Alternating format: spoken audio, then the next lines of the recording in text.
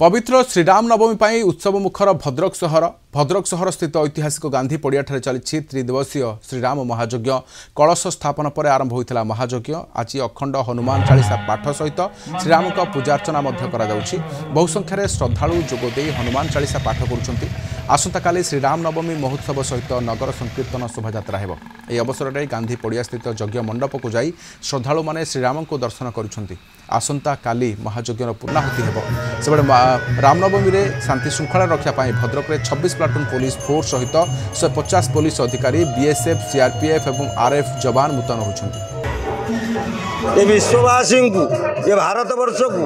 ये उत्कल प्रदेश ओडिशा को समस्त को यही शिक्षा देवी जमीती रामचंद्र तांको बापा माँ सेवा करी निजे 14 वर्ष वनवास बीतते से आजिकार समस्त पाठपढ़ा युवक मानू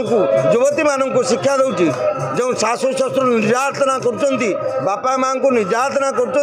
बापा माँ को लेकिन वृद्धाश्रम छाड़ुंट बापा माँ सेवा करूँ बापा माँ आशीर्वाद बिना कौन देवता का आशीर्वाद मिल जेते रामचंद्र को पूजा करूँ शिव को पूजा करूँ विष्णु को पूजा करूँ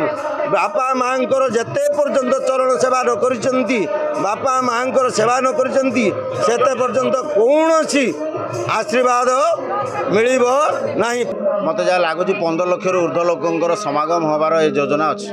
एवं भक्त मानकर बहुत उत्साह देखिकी भावुचे यही वर्ष रामनवमी बहुत प्रभावशाली एवं प्रभु श्री राम कृपारू भद्रकवासी सारा ओडिशावासी समस्त शांति रुहतु एवं यह एक विश्व शांति महायज्ञ हिसाब से आम या यज्ञ करुचु समस्त